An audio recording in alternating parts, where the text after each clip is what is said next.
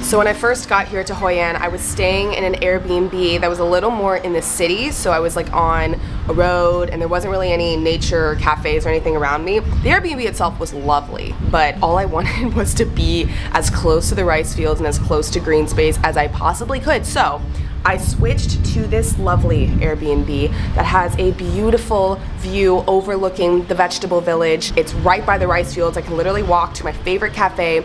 I'm loving it. That being said, I did not film the entire first week that I was here. Did not pick up the camera one time, despite it being stunning, beautiful weather and me, you know, being in some gorgeous spots. I just really needed a break after that first week motorbiking over 1,000 kilometers from Ho Chi Minh to Hoi An. If you missed that video, definitely go back and watch that. It'll explain everything. So most mornings I make my instant 3-in-1 Nescafe coffee and I come up here with my book. I'm currently reading A New Earth. That's what I'm reading in the morning by Eckhart Tolle. Absolutely love it. And doing some journaling. And it's just a really great way to start my day. But I mean, come on. This is what I gotta look out to every morning.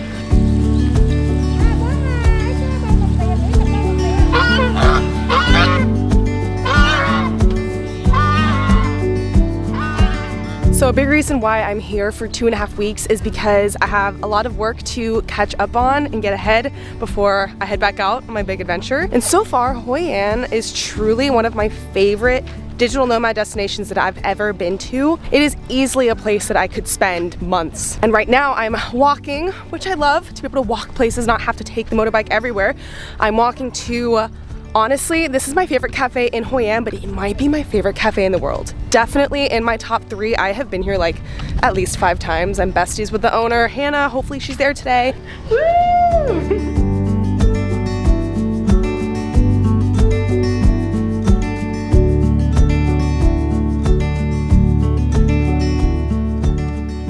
I'm absolutely in love with this cafe. As you can see, it is so beautiful and so open-aired, and there's windows literally on every single wall. This place is literally right smack in the middle of the rice fields, so as you're working or drinking your coffee or reading your book or whatever, you just feel this sense of peace and calm, and everything is so green and lush and beautiful, and the inside of the cafe itself is such a vibe. So yeah, I just keep coming back again and again. But yes, this is where I will be existing for the next few hours.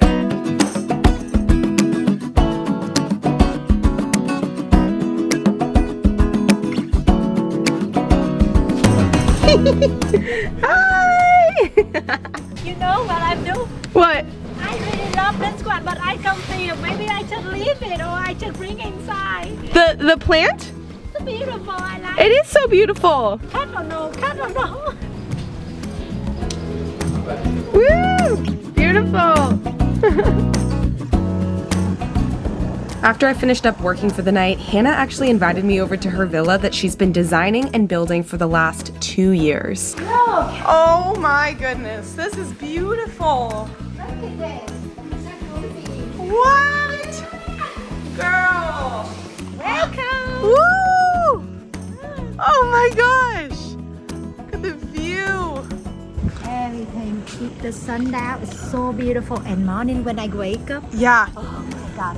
So this side sunset, this side sunrise.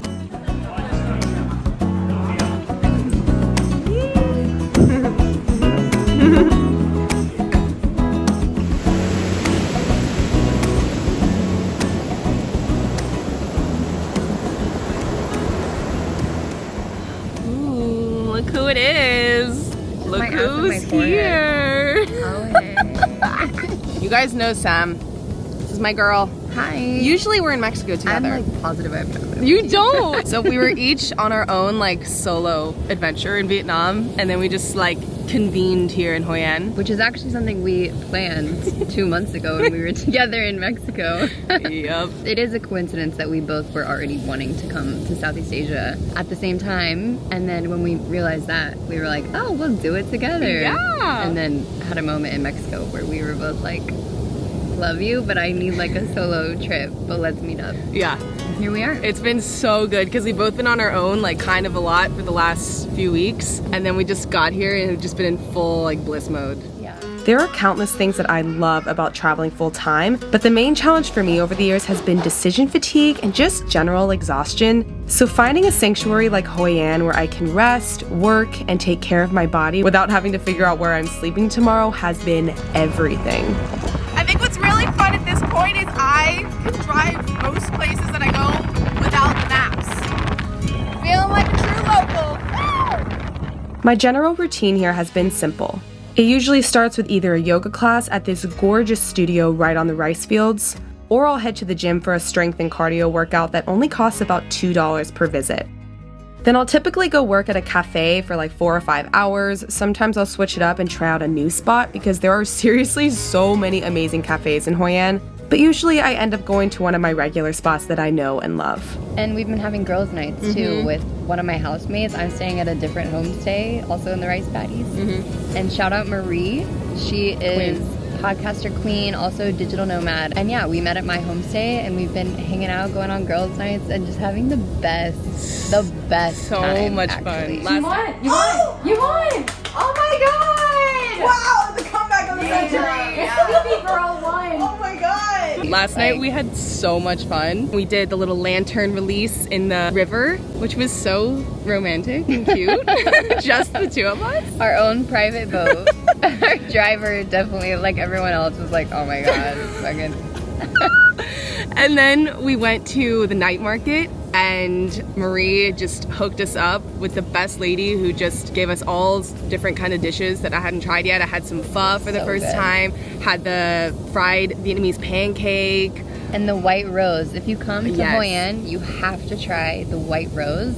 Okay, so not to spoil the rest of the series or anything, but let's just say I get into some pretty sticky situations over the next few weeks that would have been very difficult, if not impossible, to navigate without one very important thing, and that is the internet. So I'm officially stranded for the first time. They're trying to help me without speaking a word of English. I think I'm just in like full survival mode right now, but luckily I have found an incredible hack that keeps me connected to the internet in every country I go to using one very special company who is sponsoring today's video, and that is Airalo. Now I'm gonna take a wild guess here that some of you who travel are either paying $10 a day for international data, or you're basing your entire phone plan over just a couple trips that you're taking each year, and I'm gonna tell you what I tell all my friends and family who do this, and that is that Airalo is a much more convenient and affordable option, and you get to keep your original phone number. I have used Airalo in every country I've traveled to over the last 2 years. They are the world's first eSIM company that lets you buy digital SIM cards in more than 200 countries and regions, and it's already being used by more than 10 million travelers worldwide. You'll essentially just go into the Airalo app and purchase a digital SIM card for whatever country you're going to, and the plans are super affordable and customizable based on where you're going and how much data you need. And right now, you can get $3 off your first eSIM plan by clicking the link in the description and using code Crosby3. The entire setup process is so quick and convenient and has made my life so much easier while traveling.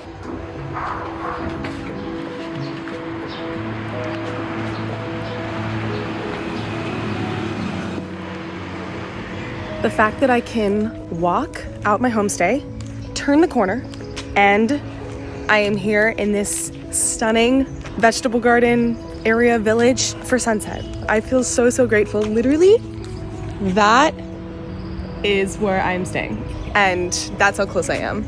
I was here this morning for a walk. I love coming out here in the mornings and at sunset because that's also when the villagers are out gardening.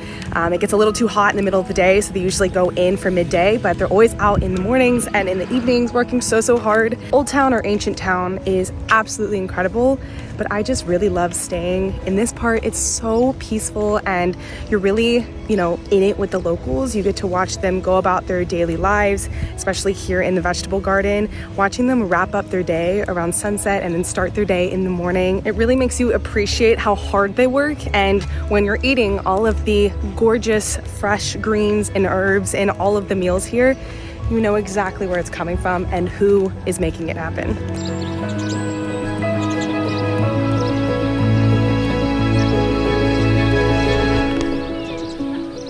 I made it back to my place just in time to see this huge sunset. Also, right there is where I was walking earlier, all the way up that path.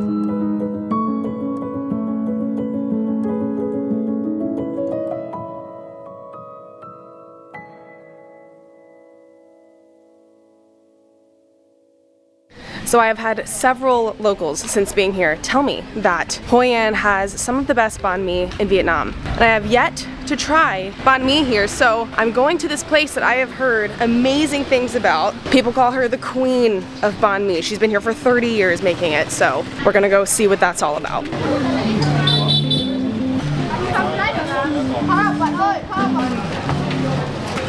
So not only is this place known for having some of the best banh mi in Hoi An, but they're also really known for their vegetarian options. I know, not as authentic. I did try a chicken one the other day, but I do try to eat vegetarian when possible. This one has tofu in it, but it also has cucumber, egg, papaya, tomato, bean sprouts, sauce, all the things. And let me tell you, the Vietnamese, they know how to cook tofu. So let's dive in.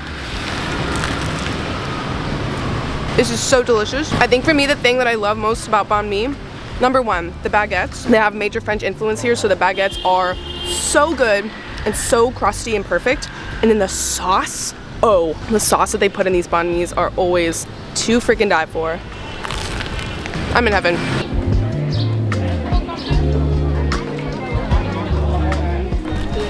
Like it. Oh, thank you.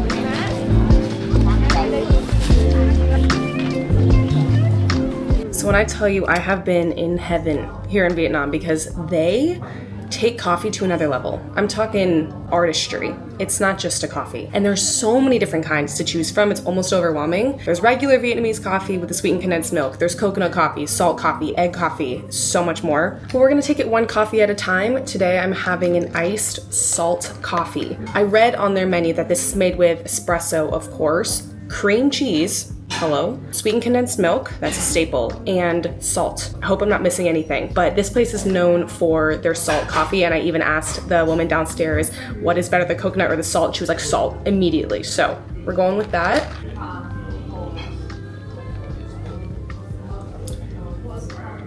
Oh my God. Whoa. I mean, first of all, this qualifies as an afternoon sweet treat. I mean, it's so rich, but it's like incredibly thick and creamy, and it's like a salty sweet situation. Like, they obviously put salt in the cream on top. When you mix it up like this, you get all of the sweetened condensed milk off the bottom and then like the salted cream on the top, and it literally tastes like melted ice cream. Oh my God. Okay, I did it wrong at the beginning. You have to stir it up. Oh, that's so good.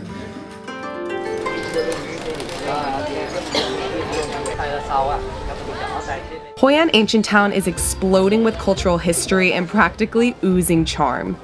If I hadn't fallen in love with Vietnam already, this place would have done it for me.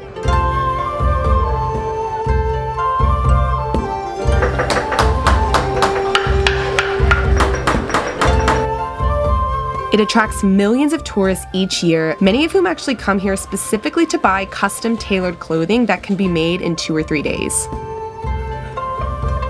Tonight happens to be a full moon, which I quickly found out is an amazing time to be in Hoi An.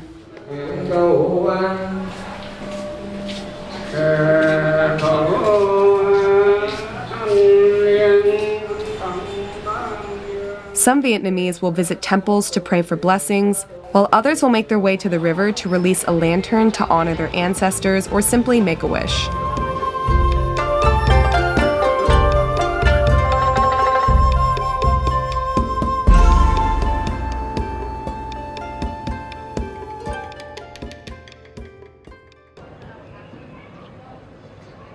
So I've just checked into my final Airbnb of Hoi An, literally on my third.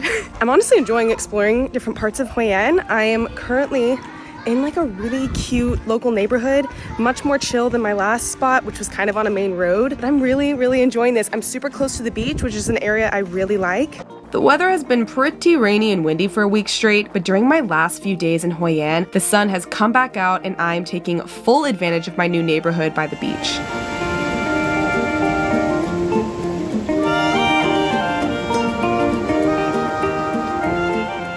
morning, I make my way to Hidden Beach and walk down the shore to my other favorite cafe in town called Hit Ha, which is the perfect beachfront work spot. They're super dog friendly, so there are lots of furry friends to play with, and the food and drinks are to die for.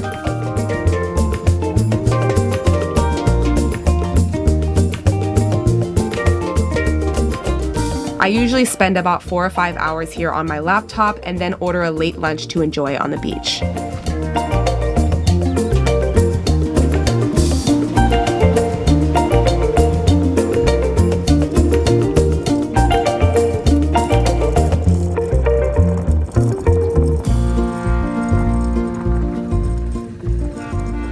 I'm really, wow, I am just feeling so grateful. I only have 2 days left here, and I'm driving through the gym through the rice fields and just really taking it all in. The sun is setting, it is so beautiful, and yeah, this is a really special place that I'm just really taking it all in, you know?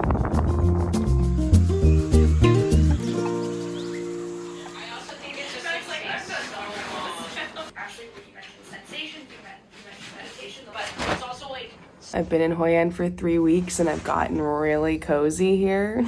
It's been hard to leave. And yeah, starting tomorrow, I am really gonna be motorbiking and adventuring all the way through the north of Vietnam until I get to Hanoi for about a month and a half. So starting tomorrow, it really feels like the beginning of the rest of the trip, and like, who knows what's coming? Like, who knows? I have no idea what the next month and a half has in store.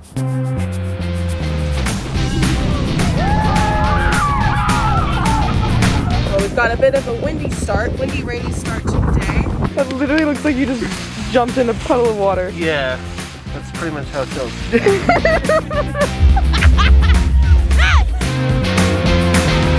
What just happened? Literally, what just happened?